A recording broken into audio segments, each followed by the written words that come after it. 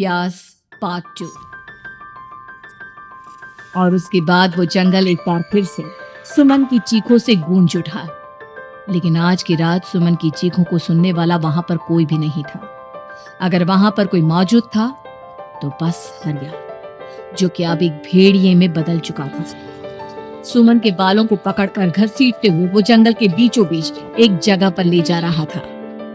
अगली सुबह गांव में, अरे भाई, पता नहीं क्या बात है, अपने गांव का हरिया किसान और उसकी पत्नी सुमन दोनों गायब हैं। दोनों का कोई अता पता नहीं। अरे कैसी बातें कर रहे हो भाई, ये कब हुआ नहीं? अरे पूरे गांव में खबर फैली पड़ी है। कल रात को दोनों खेत की तरफ जा रहे थे, लेकिन लौटकर आए ही नहीं। तो हो सकता है अपने खेत पर होंगे। पूरा गांव ढूंढ कर आया है भाई। जानते हो क्या मिला वहाँ पर? क्या हुआ भाई, क्या मिला? बताओ हमें क्या मिला? अरे हरिया की पत्नी सुमन के कपड़े पड़े हुए थे। शरीर का एक एक कपड़ा फटा हुआ झोपड़ी के बाहर पड़ा था, लेकिन दोनों पति पत्नी का कोई पता ठिकाना नहीं था। अरे भाई, लेकिन उसका जो दोस्त है ना रामू किसान, उससे पता करके आते हैं ना। अब तक तो दोनों साथ ही खेत पर जाया करते थे। हाँ, हमें उसके घर जाना चाहिए भाई। चलो वहाँ चलते हैं, चलो। वो सारे लोग रामू के घर पर पहुंचते हैं। रामू अपने घर के बाहर बैठकर हुक्का पी रहा था। आज सारे के सारे लोग टोली बनाकर मेरे घर क्यों आ रहे हैं? क्या कोई मर गया क्या भाई? अरे कैसी बातें कर रहे हो? तुम्हारा सबसे अच्छा दोस्त हरिया और उसकी पत्नी गायब है, और तुम यहाँ बैठकर हुक्का पिए जा रहे हो हैं? रामू ने अजीब सी नजरों से उन सब गांव वालों की तरफ देखा, जिसकी वजह से वो लोग एक बार के लिए डर गए। गायब है? अरे गायब नहीं है, मुक्ति मिल गई है। उन दोनों को मुक्ति मिली है। इस दुनिया में आकर हर इंसान पाप करता है, और उसे उसके पापों के लिए मुक्ति मिलना बहुत जरूरी है। अरे ये कैसी बहकी बहकी बातें कर रहे हो भाई, हैं? और इसका चेहरा अजीब सा क्यों लग रहा है? लगता है दोस्त के मरने का गम बैठ गया है, पागल हो गया है ये पागल। ये बात सुनते ही रामू चीख कर जोर से चिल्लाते हुए कहता है, पागल मैं नहीं हूँ, पागल तुम सब हो। और ये शैतानी जंगल अब तुम में से किसी को नहीं छोड़ने वाला, सबको खा जाएगा। याद रखना मेरी बात। शैतानी जंगल? कैसा शैतानी जंगल? लगता है रामू पागल हो चुका है। हमें यहाँ से चलना चाहिए भाई, चलो। तभी रामू की पत्नी बाहर आती है। नहीं, आप लोग इनकी बात का बुरा मत मानिए। 2 दिन पहले हरिया के साथ खेत पर गए थे।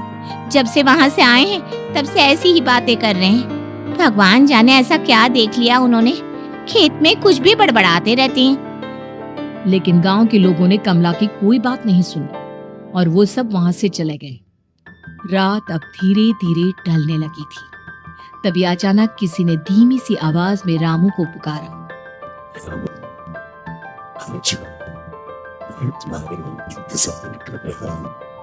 सुनो, अपनी पत्नी को साथ में कर लेना, नहीं तो काम अधूरा रह जाएगा। ये आवाज सुनते ही रामू के चेहरे पर शैतानी मुस्कुराहट आ जाती है। वो धीमे कदमों से अपने घर के अंदर आता है। क्या हुआ? तबीयत ठीक है ना अब आपकी? मैं तुझे अपने साथ खेत पर ले जाने आया हूँ, चल। मैं तुम्हारे साथ कहीं नहीं जाने वाली। मुन्ना गहरी नींद में सो रहा है, और उसे अकेला छोड़कर मैं तुम्हारे साथ खेत पर नहीं आ सकती।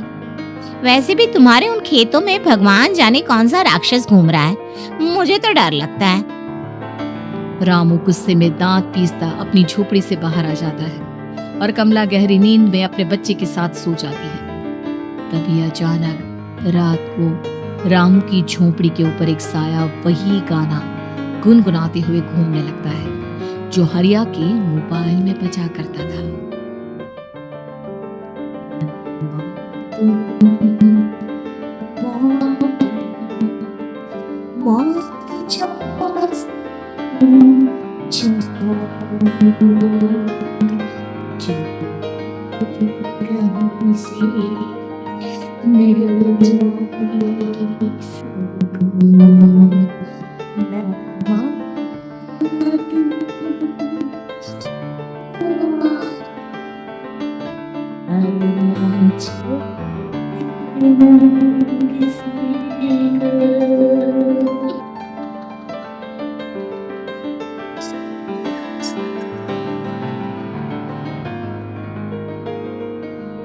ये आवाज सुनकर रामू की पत्नी कमला की आंख खुलती है और वो देखती है कि उसका मुन्ना अपनी जगह से गायब था। कमला चीखते हुए बाहर दौड़ कर आती है। वहां पर उसने देखा कि रामू ने अपने बच्चे को झोपड़ी के बाहर एक पेड़ से उल्टा लटकाया हुआ था और उसका बच्चा चीख चीख कर रो रहा था। वहीं दूसरी तरफ एक साया बच्चे के ठीक नीचे आग जलाकर उसके चारों तरफ हैवानों की तरफ नाच रहा था।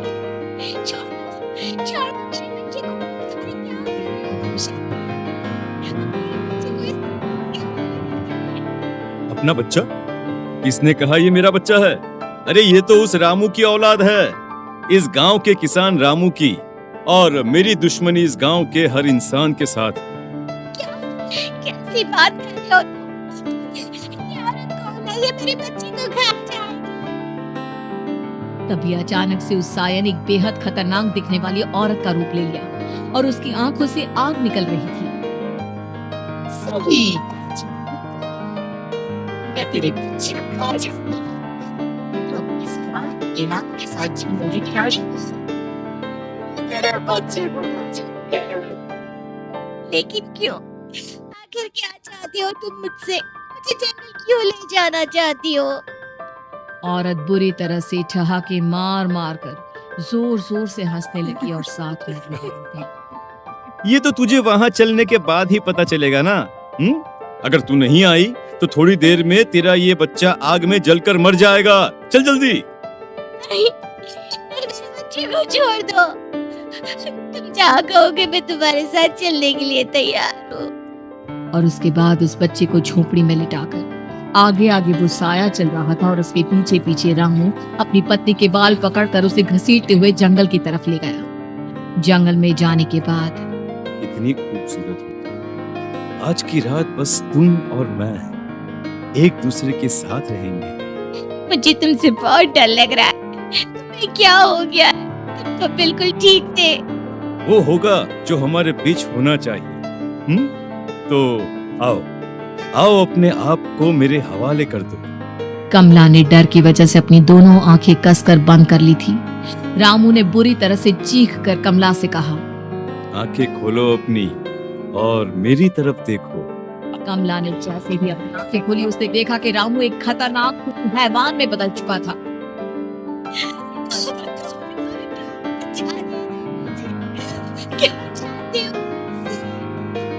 वही जो एक आदमी औरत से चाहता। मैं तुम्हारा पति रामू नहीं बल्कि इस जंगल का एक भेड़िया हूं। और आज की रात तुम्हारे से अपने पास पहुंचना चाहता। और उसके बाद वो जंगल कमला की दर्दनाक चीखों से गूंज उठा। अगली सुबह कमला के कपड़े भी जंगल में उसी तरह पाए गए जैसे कि सुमन के पाए गए थे। इस घटना के बाद पूरे गांव में दहशत का माहौल था। अपने माँ बाप की मौत और गांव में हो रहे इस तरह की घटनाओं की खबर सुनकर किशन शहर से गांव लौट आया था। अपने माँ बाप की बेदर्द मौत की वजह से वो बहुत परेशान था। तभी अचानक उसे अपने घर में खाट के नीचे पड़ा हुआ वो मोबाइल फोन मिला जो उसने अपने पापा हरिया को गिफ्ट किया था। अरे कितने प्यार से पापा के लिए मोबाइल फोन लेकर आया था। इसे एक दिन भी काम में नहीं ले पाए। और आखिर कौन है जो गांव में इस तरह की हत्याएं कर रहा है? क्या है इन सब के पीछे? क्या है?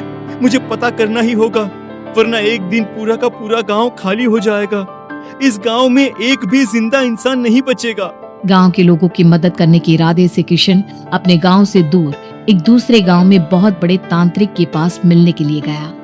तांत्रिक बाबा, अब आप ही कुछ उपाय बता सकते हैं। भगवान जाने हमारे गांव को किसकी नजर लग गई है। नजर नहीं लगी है, किसी ने तुम्हारे गांव को बद्दुआ दी है। किसी सताई हुई आत्मा का प्रकोप है और अब वो पूरे गांव में किसी को नहीं छोड़ेगी जब तक उसकी आत्मा को शांति नहीं मिल जाती। अरे लेकिन ऐसा कौन है बाबा? किसकी आत्मा है और कैसे मिलेगी उसे शांति? मौत है, मौत कहीं से भी आएगी और सबको निगल जाएगी। इससे बचने का सिर्फ एक ही उपाय है, लेकिन उस उपाय को करना आसान नहीं होगा। जो भी उस उपाय को करने की कोशिश करेगा, उसकी जान जा सकती है। भले ही मेरी जान चली जाए, लेकिन मैं अपने गांव के लोगों की जान बचाने की पूरी कोशिश करूंगा बाबा। तो ठीक है, फिर अगली अमावस की रात जैसा मैं कहता हूँ वैसा ही करना। अमावस की रात तांत्रिक के बताए अनुसार किशन अपने साथ केरोसिन लेकर जंगल की तरफ चल पड़ा। उसके हाथ में देवी के मंदिर का सिंदूर भी था। किशन जंगल के बीचों बीच पहुंचा। ये देखकर उसकी आंखें फटी की फटी रह गई। वहां एक उबलते पानी का तालाब था और कई लोगों की लाश लटक रही थी। किशन की माँ बाप की लाश भी वहीं थी। माँ, बापू, क्या हो गया? ये क्या हो गया? तभी वहां पर एक औरत और आदमी आते हैं। उन्हें देखकर किशन चौंक जाता है। गोपाल काका, आपकी तो 5 साल पहले मौत हो गई थी। और निर्मला काकी, आप? हाँ, मौत तो हो गई थी, लेकिन तुम ये नहीं जानते कि हमारी मौत कैसे हुई थी। क्या कहना चाहते हैं आप? कुछ नहीं, बस ये जान लो कि अब इस गांव में कोई जिंदा नहीं बचेगा। लेकिन क्यों काकी? क्योंकि 5 साल पहले इन गांव वालों ने मुझे डायन बताकर पत्थर मार मार के मार डाला। मेरी कोई गलती नहीं थी। गांव का एक बच्चा क्या लापता हुआ, सारा इल्जाम मेरी पत्नी पे डाल दिया। और जब मैंने निर्मला की जान बचाने की कोशिश की तो मुझे भी मार डाला। आपके साथ ये बहुत गलत हुआ काकी, लेकिन आप जो कर रहे हैं वो भी सही नहीं है ना? तुम यहाँ से चले जाओ, वरना तुम भी नहीं बचोगे। हमारी आत्मा पिछले 5 साल से मुक्ति के लिए भटक रही है। चले जाओ यहाँ से। मौका देखकर किशन सिंदूर उन दोनों के ऊपर डाल देता है। उनका शरीर जलने लगता है और वो भयानक तरीके से चिल्लाने लगते हैं। अगले ही पल किशन उनके ऊपर केरोसिन डाल देता है और वो दोनों जल जाते हैं। किशन अपने माँ बाप और दूसरी लाशों का अंतिम संस्कार करवाता है और अपने घर लौट आता है, लेकिन वो अभी भी इस बात से अनजान है